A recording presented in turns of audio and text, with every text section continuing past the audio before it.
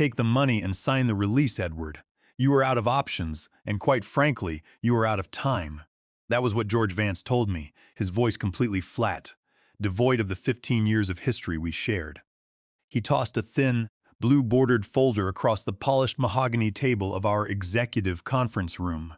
Sitting next to him, Lawrence Baldwin, our board chairman, was leaning back in his leather chair, playing with an expensive gold fountain pen and wearing a smug grin that made my blood run cold. They had just diluted my 12% equity stake down to a pathetic 0.5%, and now they were offering me $150,000 in severance to go away quietly. I looked at the document, then looked up at their faces. I did not scream, I did not threaten, and I did not beg. I simply picked up the pen, signed the exit agreement, and walked out of the building. They thought they had just pulled off the ultimate corporate heist, securing a clean run toward a $1.2 billion acquisition by Vanguard Tech. They had no idea that they had just signed their own corporate death warrant.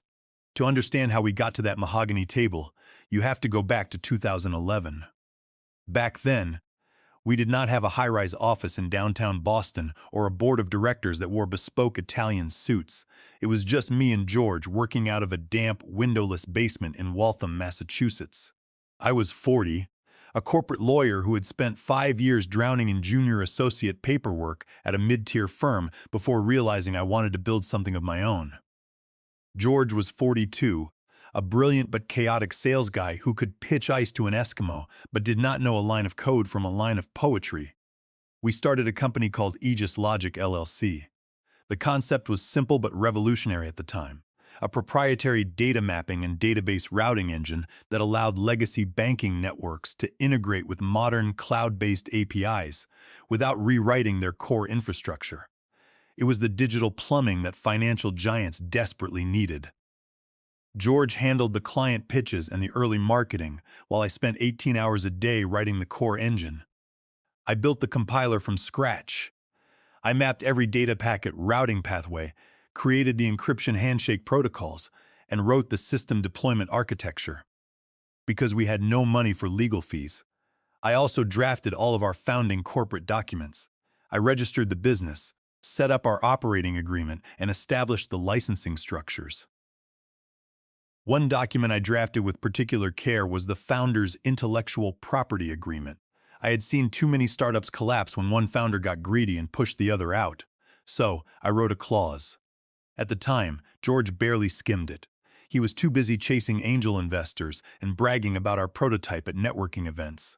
He signed it without a second thought, focused only on the immediate cash flow.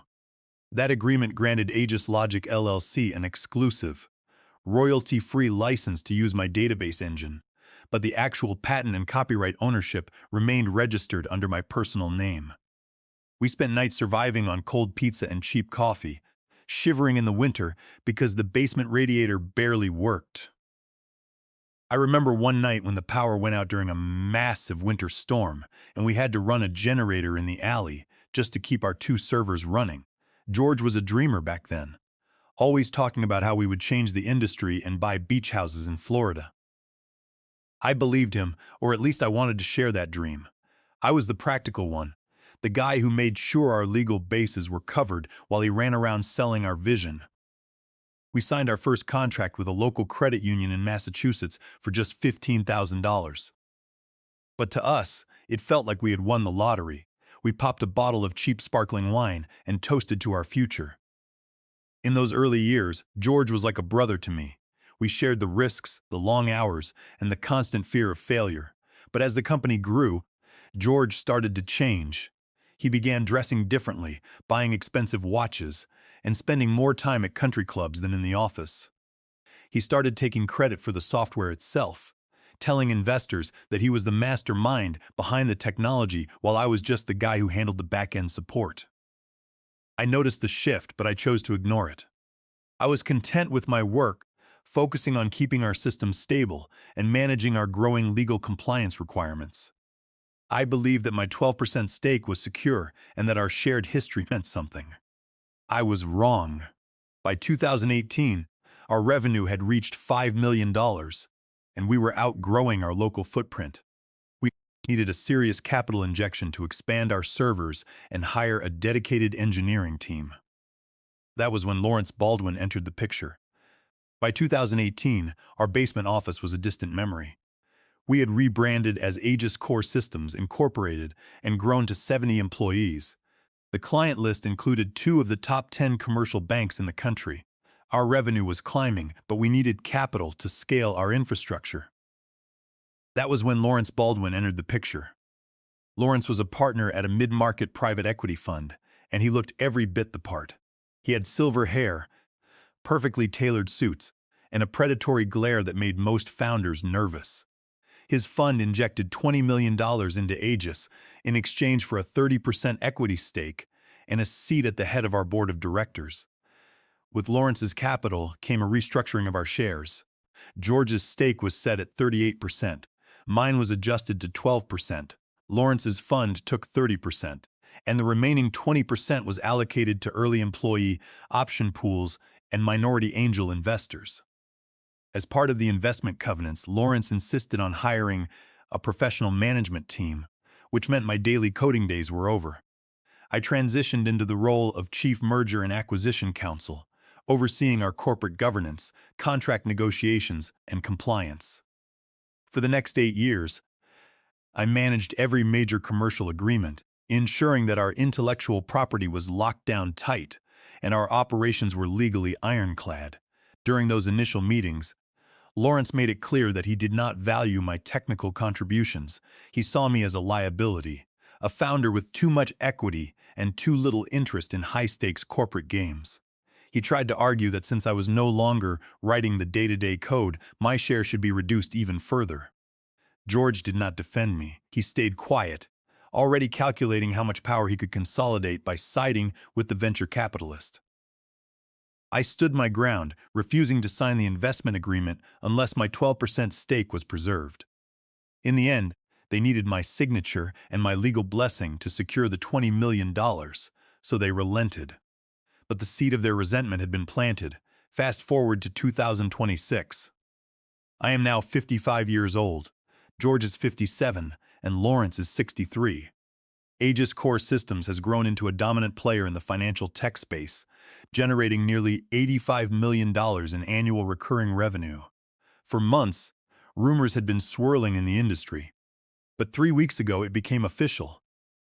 Vanguard Tech Solutions, a massive global technology conglomerate, approached us with a formal acquisition offer. The price tag was a staggering $1.2 billion in cash. For me, that acquisition represented the culmination of my life's work. My 12% share of the buyout was worth exactly $144 million. It was the payout that would secure my family's future forever and allow me to finally retire. But as the due diligence process began, I started noticing a shift in George and Lawrence's behavior. They held private meetings in the executive suite, locking the doors and excluding me from emails. Whenever I entered the room, the conversation would abruptly die, replaced by forced smiles and empty pleasantries. I knew how corporate greed worked. When a $1.2 billion pie is on the table, the people at the top start looking at the other slices, wondering how they can grab a bigger piece. They did not want to pay me my $144 million. To them, I was just the guy who wrote the old code in the basement 15 years ago, a lawyer whose daily operational contribution was now replaceable. They saw my 12% stake as a massive financial liability that was blocking them from maximizing their own payouts. 2 weeks before the scheduled signing of the Vanguard merger agreement, George called me into his office. The blinds were drawn, and Lawrence Baldwin was already sitting on the leather sofa, a stack of spreadsheets spread across the glass coffee table. The atmosphere in the room was thick, smelling faintly of expensive cologne and stale coffee. I took a seat, noting the absence of any other board members or executives. George did not look me in the eye. Instead, he stared at his monitor, clicking his mouse repeatedly. Lawrence was the one who spoke first, his voice dripping with artificial warmth as he welcomed me to the meeting. I sat back, keeping my face expressionless, waiting to see exactly how they were going to play their hand. George cleared his throat, leaning forward and resting his elbows on the desk. "We need to talk about capital, Edward," he said, his voice carrying a forced gravity. "Vanguard is demanding a complete migration of our legacy routing clusters to a new multi-cloud environment before the final transaction signing. They want to ensure there is zero downtime for their enterprise banking clients. Our current tech stack is stretched thin. Lawrence and I have decided that the company needs an immediate cash injection of $15 million to fund this migration." I stared at him, my mind quickly analyzing the operational reality of what he was saying. "George, that makes no sense," I replied, keeping my voice level. "Our current infrastructure is handling peak transaction volume at less than 40% capacity. More importantly, we have $40 million in liquid cash reserves sitting in our corporate treasury. Why on earth would we need to raise $15 million from the founders?" Lawrence Baldwin chimed in, his smile vanishing, replaced by a cold, analytical tone. "The treasury cash is earmarked for potential post-merger adjustments and indemnification escrows, Edward. We cannot touch it. The board has approved a special capital call, $15 million, to be contributed by the shareholders in proportion to their current equity. As a 12% owner, your capital contribution share is $1,800,000. And what valuation is the board placing on the company for this capital call?" I asked. $10 million pre-money, Lawrence said, looking at me with dead eyes. I almost laughed out loud. $10 million. We have a formal letter of intent from Vanguard Tech valuing this company at $1,200 million. Our annual recurring revenue is $85 million. Placing a $10 million valuation on this business is a blatant, bad faith attempt to dilute minority shareholders. It is a textbook freeze-out. Lawrence tapped his gold pen on the desk. "Until Vanguard signs the definitive merger agreement, that letter of intent is just a piece of paper. The company is valued at what the board says it is valued. The valuation stands at $10 million. You have exactly 7 business days to wire $1,800,000 into the corporate escrow account. If you fail to contribute, the dilutive provisions of the shareholder agreement will kick in." I looked at George. "George, you know this is illegal. You are violating your fiduciary duty to the shareholders. This is a fraudulent capital call designed solely to strip my equity." George looked away, staring out the window. "The board has voted, Edward," he muttered. 2-1. The resolution passed. You have 7 days. I walked out of the office, the door clicking shut behind me. The trap was obvious. They knew I did not have $1,800,000 in liquid cash. Almost all of my net worth was tied up in the company's equity. They had intentionally structured the capital call with a short deadline and an absurdly low pre-money valuation of $10 million. If I did not contribute, my 12% equity would be diluted based on the fake $10 million valuation, shrinking my stake to a mere 0.5%.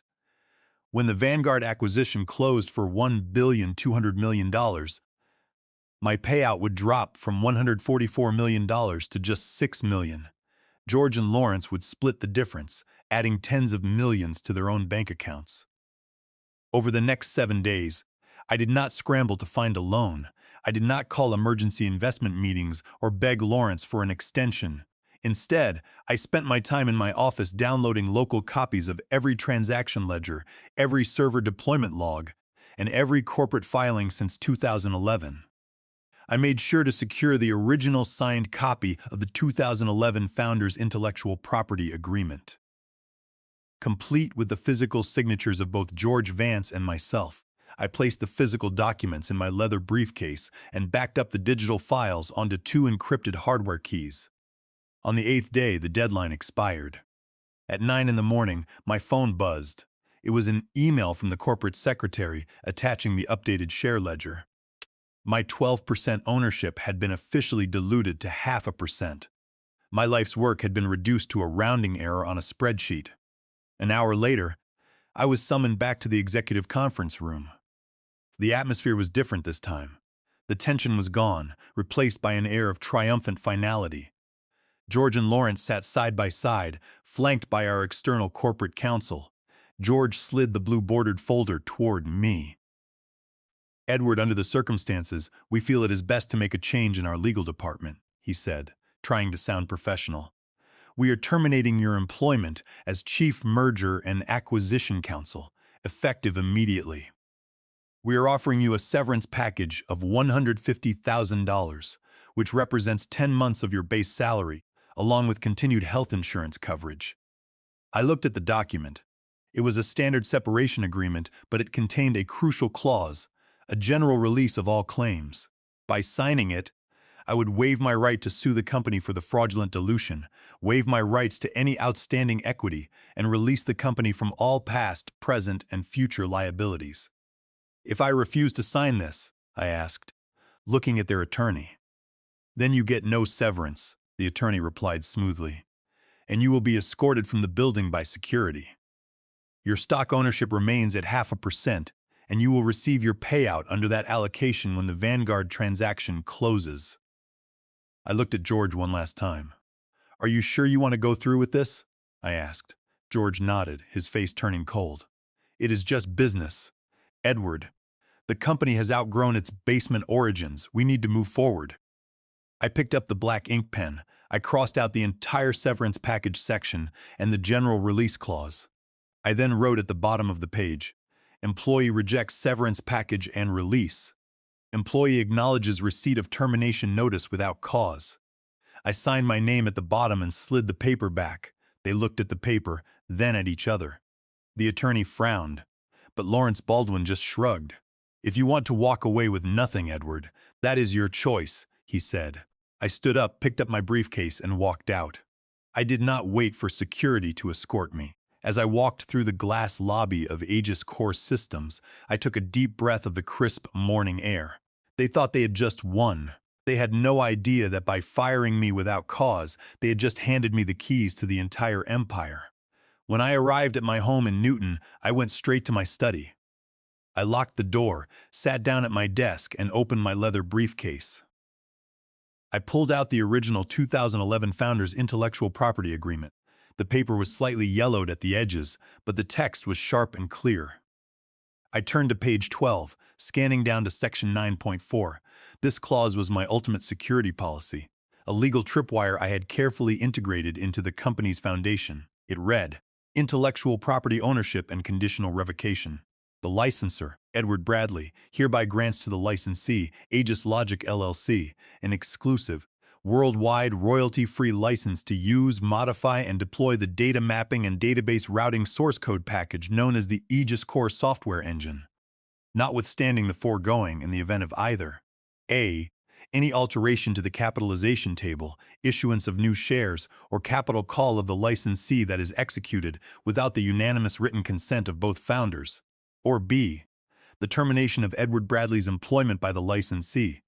Without cause, the licensor shall retain the unilateral, non-waivable right to repurchase all derivative works, system modifications, and copyright registrations associated with the Aegis Core software engine for a nominal fee of $1 and terminate this license agreement upon 7 days written notice, requiring the licensee to immediately cease all use, hosting, and deployment of the Aegis Core software engine. I smiled. George and Lawrence had been so focused on my 12% equity that they had completely forgotten about the engine that ran the entire company. To them, the company was a corporate vehicle and they owned the steering wheel. They did not realize that I owned the engine itself and the lease was about to expire. By executing the capital call without my consent, they had met the first condition. By terminating my employment without cause, they had met the second condition. Either one of these events was sufficient to trigger the revocation. Having both occurred had made my legal position ironclad. I spent the next 3 hours drafting the formal legal revocation and repurchase notice. I cited Delaware General Corporation Law Section 242 and Title 17 of the United States Code, Section 203, which governs the transfer and termination of intellectual property licenses. I drafted the document using precise, cold, legal terminology, leaving no room for interpretation. I made it clear that as of the receipt of this notice, the 7-day countdown to the complete termination of their software license had begun. If they continued to use the database engine after the 7 days expired, they would be in direct violation of federal copyright law, exposing them to statutory damages of up to $150,000 per day, plus criminal liability. The next morning, I walked into my local bank. The teller looked at me with confusion when I requested a certified cashier's check for exactly $1 made payable to Aegis Core Systems, Incorporated. "Are you sure, sir?" "A $1 cashier's check?" she asked, checking her screen. "Yes, I am sure," I said. "It is the most important dollar I will ever spend." Once I had the cashier's check in hand, I attached it to the front of the legal notice. I then hired a professional, certified process server to deliver the physical packet directly to George Vance at the Aegis headquarters.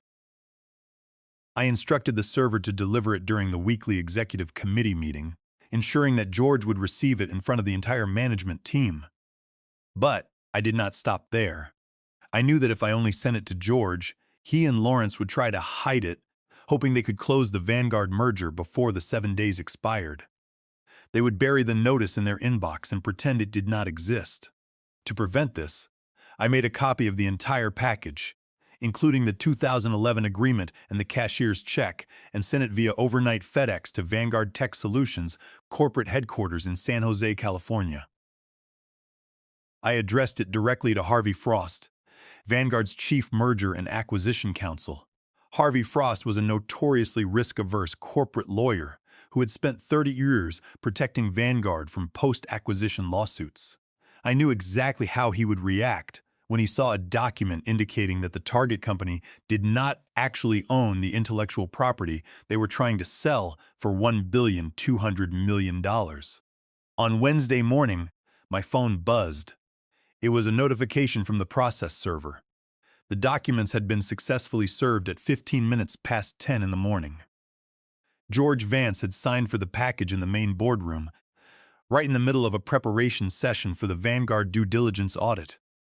I sat back in my study, poured myself a cup of black coffee, and stared at the wall clock. The 7-day clock was officially ticking. At 45 minutes past 10 in the morning, my phone started ringing. The screen showed George's name. I let it ring. 2 minutes later, he called again. I ignored it. Then came a call from Lawrence Baldwin. I declined it. Over the next 2 hours, my phone logged 14 missed calls and 3 text messages. One message from George read, "Edward, what the hell is this? Call me immediately. We need to sort this out." I did not reply. I wanted them to sit with the document. I wanted them to show it to their corporate attorneys. I wanted their legal team to read the 2011 contract, look at the signature pages, and realize that there was absolutely no way out of the trap they had built for themselves. I wanted them to feel the cold realization that their $1,200,000,000 ring shack was sitting on a foundation of sand, and I was about to wash it away. By Thursday morning, corporate panic at Aegis Core Systems had reached a boiling point. An inside contact texted me, "Vanguard just locked down the shared data room. All due diligence calls are canceled." I knew exactly what had happened. Harvey Frost, Vanguard's chief merger and acquisition counsel, had received my FedEx package. Vanguard's team realized Aegis lacked the legal license to the database routing software they were trying to sell. They immediately froze the merger proceedings, demanding proof of clear title and a signed release from me, or they would terminate the deal. At 2 in the afternoon, a black town car pulled up in front of my driveway. The autumn leaves were falling, and a cold rain was starting to beat against the windows. George Vance and Lawrence Baldwin got out of the back seat. George's tie was loose, and Lawrence's usual cool composure was gone. His hands were shoved deep into his pockets as he walked with stiff, hurried strides. I opened the door before they could ring and pointed toward my study. "No need for a scene. Come inside." Once they stepped in, George exploded. "Are you out of your mind, Edward? You sent a revocation notice to Vanguard. That is tortious interference. We will sue you for every single penny you make." I sat calmly behind my desk, gesturing for them to take a seat, though they remained standing. "To sue for tortious interference, George, you must prove my actions were unlawful. You executed a capital call without my consent and fired me without cause, triggering the 2011 contract clause. I repurchased the intellectual property rights for $1 yesterday. Technically, I own the Aegis Core engine now. You are hosting my software without a license. You are in direct violation of federal copyright law, exposing the company to statutory damages of up to $150,000 per day. Lawrence placed a hand on George's shoulder to quiet him. He forced a smile. Edward, let's be reasonable. We had a disagreement about the capital structure. We will buy your shares and pay you $10 million in cash today if you sign a full release and let the Vanguard deal proceed. You can retire peacefully. I paused, looking at them. $10 million? Let's do the math. My 12% share of a $1.2 billion acquisition is worth exactly $144 million. You tried to dilute me to 0.5% to steal $138 million from me. Now you offer me $10 million to save yourselves. I am not stupid. We built this company together, George pleaded, his voice cracking with desperation. You didn't think about that when you signed my termination letter, George. You told me it was just business. Well, this is just business. Lawrence's face hardened, the fake warmth disappearing instantly. The board will fight you in court for years, then you will fight me in bankruptcy court, I replied. Vanguard's letter of intent expires this Friday at 5 in the afternoon. That is 27 hours from now. If the deal collapses, Vanguard will acquire Syncrote, Aegis will have no buyer and no product. Within 30 days, clients will sue, your stock will be worthless, and your venture fund will lose its entire $20 million investment. What are your terms? Lawrence whispered. First, restore my 12% equity stake. Second, pay me a $10 million penalty. Third, you and George resign immediately, waiving all personal exit packages. The remaining board will sign the acquisition. George stared in horror. Resign? You are insane. Then watch it burn, I said, opening the door. You have 27 hours. Over the next 24 hours, the rest of the board panicked. Their external counsel warned them that my position was legally bulletproof. If the deal collapsed, subsequent shareholder lawsuits would bankrupt everyone. By Friday morning, the board convened without George and Lawrence. To avoid personal liability, they capitulated. At 1 o'clock, 4 hours before the deadline, the lead director called, Edward, we signed the documents. We are sending them now. The board had executed my terms. They nullified the capital call, restoring my 12% equity, wired $10 million, and attached the signed resignations of George and Lawrence. In return, I signed the intellectual property transfer. Contingent on the acquisition closing, at 4:30, Vanguard signed the merger agreement. By 4:45, the press release was live. The $10 million settlement cleared, followed by my $144 million acquisition payout. My total was $154 million. Looking at the 9-figure balance, I felt quiet satisfaction. I thought back to 2011, to the cold basement where I wrote the core code. I had built the foundation. When they tried to steal it, the very bricks I laid fell to crush them. George Vance and Lawrence Baldwin got their buyouts, but their careers were over. George's reputation was ruined, and Lawrence was ousted from his venture fund. In their greed, they lost their jobs, control, and status. I closed my laptop and looked out the window. The corporate battles were over. I had read the fine print. I had written the rules.